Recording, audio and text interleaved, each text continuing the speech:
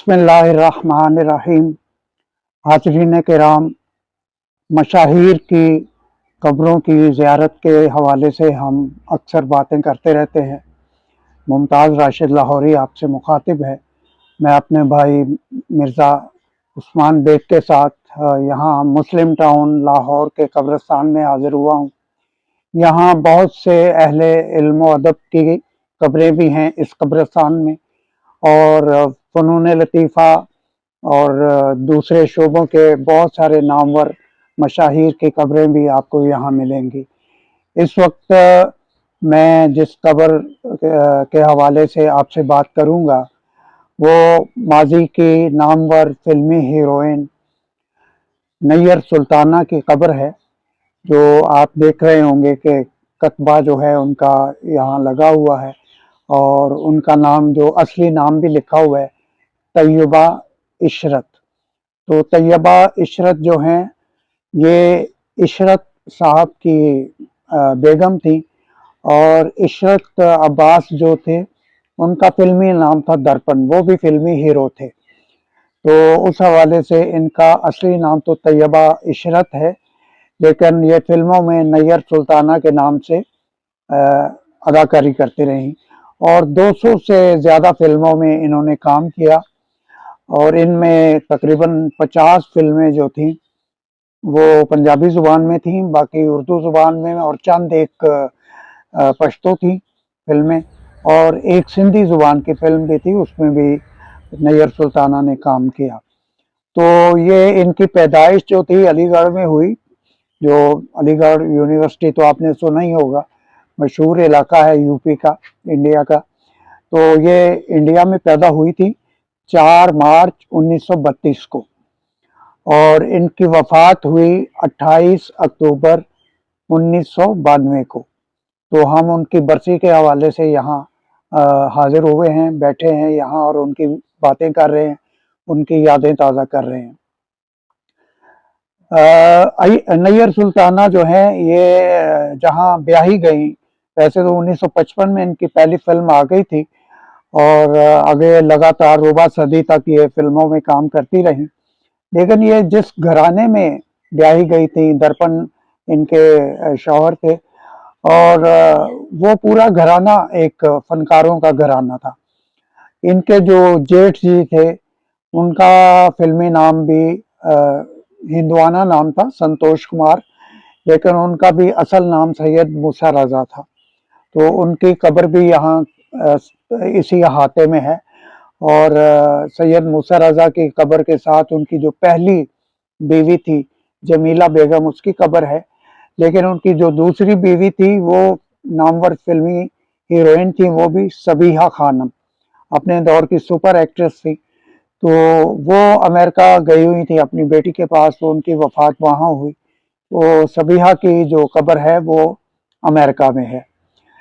तो यहाँ नैयर सुल्ताना की कब्र है, इसी अहाते में सैयद मूसा रजा जो है उनकी कब्र है, और इसी में इशरत अब्बास यानी दर्पण साहब की कब्र है, और सैयद मूसा रजा यानी संतोष कुमार जो है उनकी पहली अहलिया की है, और भी उनकी वालदा वगैरह की कब्रें भी हैं।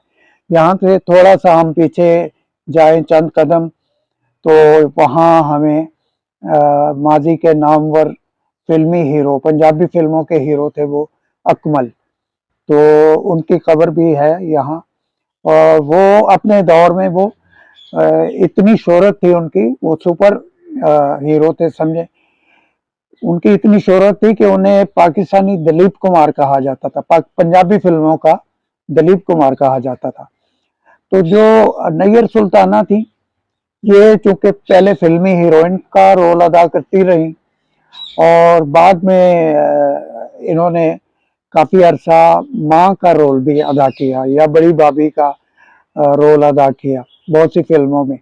तो पाकिस्तानी फिल्मों में और इंडियन फिल्मों में आपने देखा है कि माँ का रोल जो अदाकाराएं करती हैं उसमें जज्बाती जो मकालमे होते हैं, डायलॉग होते हैं जो जज्बाती नोयत के, बाज़ मौके पर उनकी बड़ी शोहरत हो जाती है। तो नैयर सुल्ताना वो भी जब माँ के रोल में मकालमे अदा करती थी तो बड़े जज्बाती अंदाज में वो मकालमे अदा किए जाते थे। तो इसी वजह से जो माँ का रोल करने वाली बाज अदाकाराएं थी उनको मलका जज्बात भी कहा जाता था। तो नैयर सुल्ताना के नाम के साथ भी मलका जज्बात लिखा जाता रहा। तो फिल्मी हीरोइन के तौर पर भी इन्होंने दर्जनों फिल्मों में काम किया और माँ के रोल में वो भी इन्होंने बहुत सी फिल्मों में, क्योंकि ये अहले ज़बान थी तो ज़्यादातर इनकी फिल्में उर्दू में रही। कोई 150 के लगभग फिल्में थी जो इन्होंने उर्दू ज़ुबान में की, 150 से बल्कि ज़्यादा ही होंगी। तो लबो लहजा माशाल्लाह इनका बहुत अच्छा था। तो मुकालमों की अदायगी और मुकालमे अंदाज करने का और जो शीन काफ का ख्याल रखना होता है मुकालमों में, उसका इन्हें ज़्यादा एहतमाम करना पड़ता ही नहीं था क्योंकि अहले ज़बान थी। तो लेकिन पंजाब में रहीं तो पंजाबी पर भी इन्हें अबूर हासिल था। इसी वजह से इन्होंने तकरीबन 49 फिल्मों में, 49 पंजाबी फिल्मों में भी काम किया इन्होंने। तो लाहौर ऐसा मरकज़ है, फिल्मी दुनिया का मरकज़ था पहले, अब ज़रा कम हो गया, कि यहाँ जो इस मरकज़ में तीन ज़बानों की फिल्में बहुत बनती थी। एक तो उर्दू, दूसरी पंजाबी और तीसरी पश्तो ज़ुबान। तो पश्तो की फिल्में तो अब भी बनती हैं। तो यहाँ स्टूडियोज होते थे, बारी studio, ever news studio, Shahnoor studio और एएम स्टूडियो। तो कई फिल्मी स्टूडियो थे जो एकड़ों में फैले हुए थे। बहुत बड़े बड़े स्टूडियोज थे, ये नहीं कि किसी 2-4 दुकानों में कायम है कोई स्टूडियो। तो वहाँ ये 1950 का अशरा, 1960 और 1970 का अशरा, बल्कि 1980 के अशरे तक भी एक जहान आबाद था जहाँ सैकड़ों फिल्में हर साल रिलीज होती थी यहाँ की बनी हुई। कराची जो मरकज था वहाँ की भी बहुत सारी फिल्में लाहौर में बनती थी। और पार्टीशन से पहले यानी तकसीम हिंद से पहले लाहौर से ज़्यादा बड़ा मरकज जो था वो बम्बई था, और जिसे अब मुंबई कहते हैं। और एक कलकत्ता भी बहुत बड़ा मरकज था। लेकिन शुमाल की तरफ जो पंजाब में ये सबसे बड़ा मरकज जो था वो लाहौर ही था। और जिस तरह हॉलीवुड एक मशहूर है, जो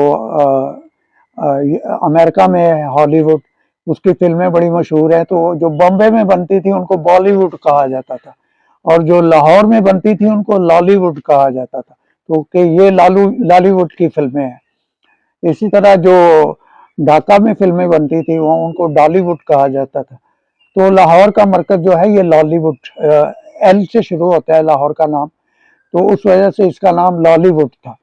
तो लॉलीवुड में बहुत सी फिल्में बनी, और वो 3-4 अशरे जो हैं वो सुनहरी दौर था पाकिस्तानी फिल्मों का। उसमें पहले ब्लैक एंड वाइट फिल्में बनती रहीं, उनमें भी नैयर सुल्ताना ने बहुत से रोल किए। फिर जब रंगीन फिल्मों का दौर शुरू हुआ तो बहुत सी रंगीन फिल्में जो हैं वो भी नैयर सुल्ताना ने की। और ये फिल्मी प्रोड्यूसर भी थे, इनके मियाँ जो थे दर्पण, वो फिल्में बनाते भी थे। इनके जो दर्पण के छोटे भाई थे एस सुलेमान, वो तो हिदायतकार थे, और उनकी जो अहलिया है वो नामवर क्लासिकी जो रकासा हैं, फिल्मों में भी उन्होंने बहुत से रक्स दिए। तो जर्री सुलेमान उनका नाम था, जर्री पन्ना भी उन्हें कहा जाता था। पन्ना के नाम से वो बहुत सी फिल्मों में उन्होंने काम किया, और ज़्यादातर में जो अपना जो क्लासिकल अंदाज के रक्स थे वो उन्होंने दिखाए। वो अब भी माशाल्लाह हयात हैं, और अलहमरा आर्ट्स काउंसिल में वो ये रक्स की जो क्लासेस होती हैं बच्चियों की, वो उनको वो देखती हैं और उनकी तरबियत करती हैं। तो ये पूरा घराना जो था फनकारों का घराना था। इनके दर्पण के सबसे छोटे जो भाई थे वो उन्होंने भी चंद एक फिल्मों में काम किया, लेकिन वो ज़्यादा कामयाब नहीं हो सके। लेकिन बाकी जो भाई थे उन्होंने बड़ा नाम कमाया, यानी मूसा रजा, संतोष कुमार ने बतौर फिल्मी हीरो, और दर्पण ने भी बतौर फिल्मी हीरो, और एस सुलेमान ने हिदायतकार के तौर पे बड़ी कामयाब फिल्में बनाई। Silver jubilee, golden jubilee, platinum jubilee. तो ये अपने दौर के वो लोग थे जिन्होंने पाकिस्तान बना तो उसके बाद जो फिल्मी दुनिया थी उसकी समझे बुनियाद रखने वाले जो लोग थे उनमें ये घराना भी शामिल था। तो आज हम नैयर सुल्ताना की कब्र पर हाजिरी दे रहे हैं, उनकी यादें दोहरा रहे हैं, उनके बाकी जो फैमिली मेंबर्स हैं जो इस फन से वाबस्ता थे, उनकी यादें दोहरा रहे हैं। तो अल्लाह ताला से दुआ है कि वो उनको जन्नतुल फिरदौस में आला मकाम अता फरमाए और उनकी जो कब्र है उसको भी पुरनूर रखे। आमीन। आप सबकी समातों का बहुत शुक्रिया।